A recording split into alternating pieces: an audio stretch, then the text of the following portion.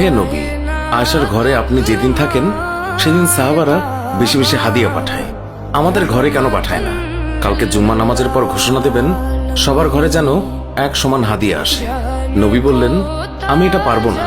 কে হাদিয়া দেবে, কতটুকু দেবে, এটা কি ইমাম সাহেবের কাজ? ইমাম সাহেবের বাসায় কে কি দেবে সেটা যারা দেবে তাদের ব্যাপার।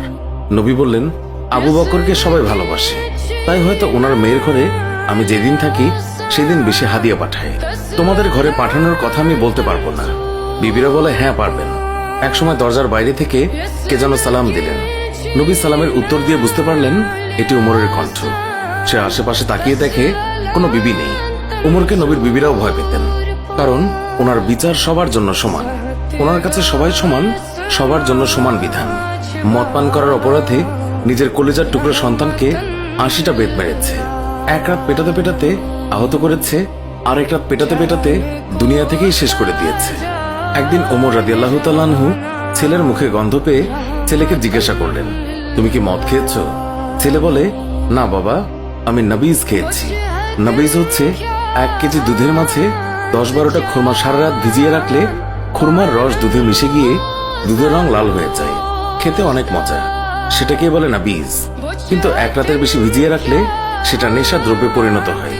উমর রাদিয়াল্লাহু তাআলা আনহুর ছেলে ৪ রাত ভিজিয়ে রেখে তারই স্বাদ নেয়ার জন্য খেয়েছিল।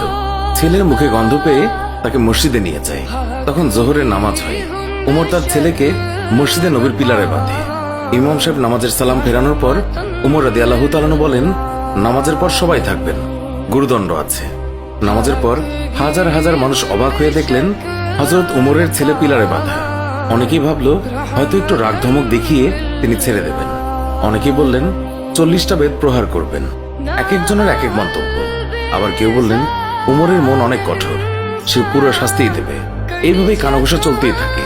এরই মাঝে উমর চেয়ারে বসে জল্লাদকে ডাকলেন, বললেন, শক্ত দেখে একটি চাবুক এনে চাবুক শুরু করো।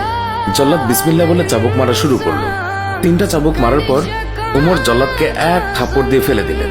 উমর রাদিয়াল্লাহু তাআলা আনহুর কাছে জল্লাদের চাবুক মারা পছন্দ হচ্ছিল না, তাই তিনি নিজেই চাবুক মারা শুরু করলেন। এক একটা চাবুক পরে আর মসজিদের বারান্দা ফোঁটা ফোঁটা রক্তের দাগে ভরে যায়। মদিনায় উমরের চাইতে শক্তিশালী আর কেউই ছিল না। ছেলে চিৎকার দিয়ে বলে, আবার মদ খাবো না, আমাকে মাফ করে দাও। কিন্তু উমরের কঠোর মনে কোনো দয়া হলো না। এবার আবু সাহামার মা উমরের পা ধরে বললেন, আমার ছেলেকে আর মারবেন না। ৩০টা বাড়ি মারা হয়েছে, বাকি ৫০টা বাড়ির জন্য আমি এক একটা বাড়ির জন্য একটা করে উট আল্লাহর রাস্তায় সাদগা করব। কিন্তু উমরের মনে দয়ামায়া হয় না। ৪০টা বাড়ির পর ছেলে জ্ঞান হারালো। ৫০টা মারার পর আবু সাহামা দুনিয়াতে আর নেই। সবাই তখন নিস্তব্ধ হয়ে গেল।